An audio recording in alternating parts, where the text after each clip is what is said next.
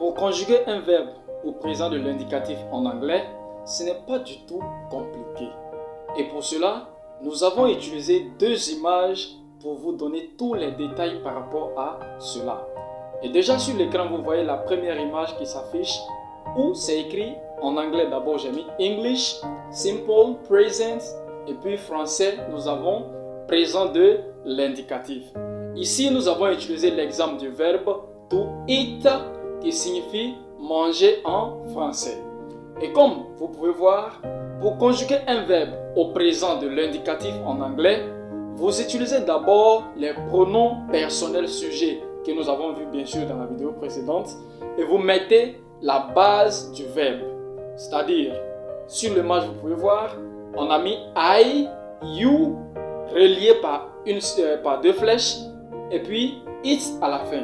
C'est-à-dire que vous pouvez dire I eat, you eat. Ça, il n'y a pas de changement. Mais au niveau de la troisième personne du singulier, vous ajoutez S à la fin du verbe que vous conjuguez. Et ça va nous donner he eats, she eats, it eats. Et enfin, nous avons les trois derniers pronoms du pluriel, c'est-à-dire nous, vous et puis il ou elle au pluriel, qui se disent en anglais we, you et they. Et devant ceux-là, vous avez vu it pour vous dire qu'il n'y a pas de changement. Le changement, c'est seulement au niveau de la troisième personne du singulier où vous ajoutez S tout simplement. Si le verbe se termine par une consonne. Mais au cas où le verbe se termine par une voyelle, au lieu que ce soit S que vous ajoutez à la troisième personne du singulier, vous ajoutez la ES. Et sur notre deuxième image, vous avez une illustration parfaite de cela afin que la compréhension soit très facile pour vous. Ici, nous avons pris le temps de tout détailler afin que la compréhension soit vraiment fluide pour vous. Nous avons utilisé le verbe to go qui se termine par une voyelle, la voyelle O. Et déjà, si vous regardez l'image, vous allez remarquer que à la troisième personne du singulier, au lieu que ce soit S tout simplement, nous avons ajouté ES. Ce qui va nous donner he goes, she goes, it goes. Et à la fin maintenant, nous avons we go, you go, and they go.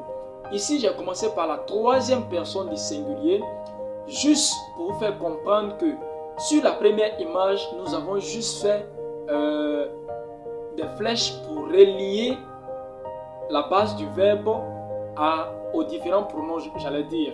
Et ici, nous avons pris le temps de tout détailler. Normalement, pour conjuguer le verbe, c'est comme ça que vous le faites.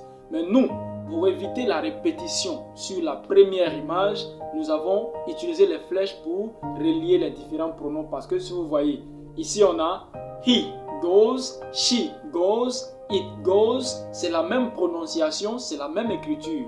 Alors, au lieu de prendre le temps d'écrire tout cela, nous avons pris les flèches sur la première image pour les relier, puis mettre goes tout simplement. Mais si vous voulez conjuguer le verbe en anglais, normalement, c'est comme ça que vous le faites. J'espère que vous avez tout bien compris et que désormais, vous serez capable d'utiliser ça pour produire déjà des petites phrases par vous-même. N'oubliez pas surtout de vous abonner, de liker et de nous laisser vos impressions en commentaire afin qu'ensemble on puisse s'améliorer.